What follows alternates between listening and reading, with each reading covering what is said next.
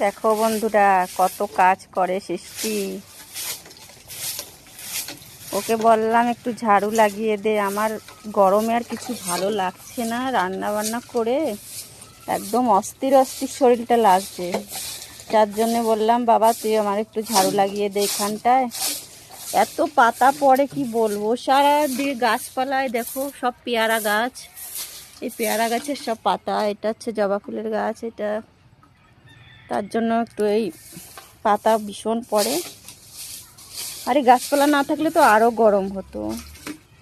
তার জন্য ওকে বললাম বাবা একটু এখানে ঝাড়ু লাগিয়ে দে, আমার ভালো লাগছে না, শরীরটা একদম ক্লান্ত লাগছে, ভীষণ গরম পড়ছে আমাদের এখানে, বলার মতো না, খুব গরম।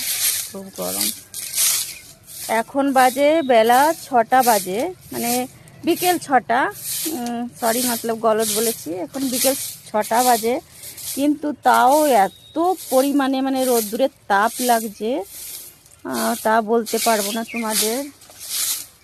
এখন অবশ্য সব জায়গায় গরম, এখানেও দেখো সবাই এই যে এখানে সব ম্যাচ খেলছে, আমাদের এখানে সব ছেলেরা, এখানে ক্রিকেট খেলা হয়।